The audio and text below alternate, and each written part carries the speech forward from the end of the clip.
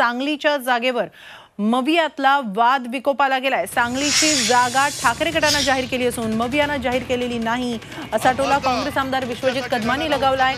या संदर्भात कदमानी थेट दिल्लीत धाव घेत काँग्रेस अध्यक्ष मल्लिकार्जुन खरगे यांची भेट घेऊन चर्चा केली। याबाबत राज्यातील नेते चर्चा करतील असं आश्वासन खरगेंनी दिल्याचं त्यांनी सांगितलं।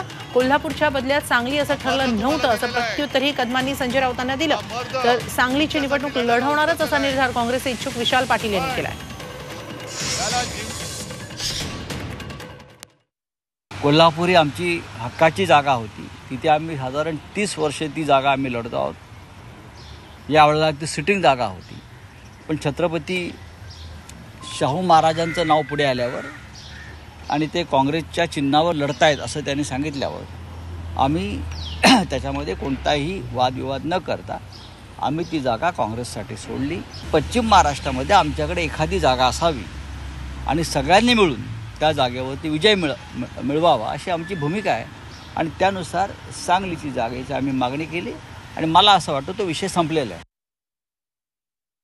कोल्हापूरच्या बदल्यात सांगली असं कधीही ठरलेलं नव्हतं आणि ते आम्हाला मान्य नाही। कोल्हापूरची जागा ही छत्रपती श्रीमंत शाहूजी महाराज हे ज्या पक्षातनं लढतील त्या पक्षाला ती जागा द्यावी असं राज्याच्या वरिष्ठ तिन्ही पक्षाच्या महाविकास आघाडीतल्या तिन्ही पक्षाच्या नेत्यांकडे ठरलं घेतलं आणि शाहू महाराजांनी या ठिकाणी स्वतःहून हा काँग्रेस पक्ष निवडलेला आहे। त्यांचं नाव पहिल्या यादीत जाहीर झालेलं आहे, म्हणून कोल्हापूरच्या बदले सांगलीचा प्रश्न उद्भवत नाही।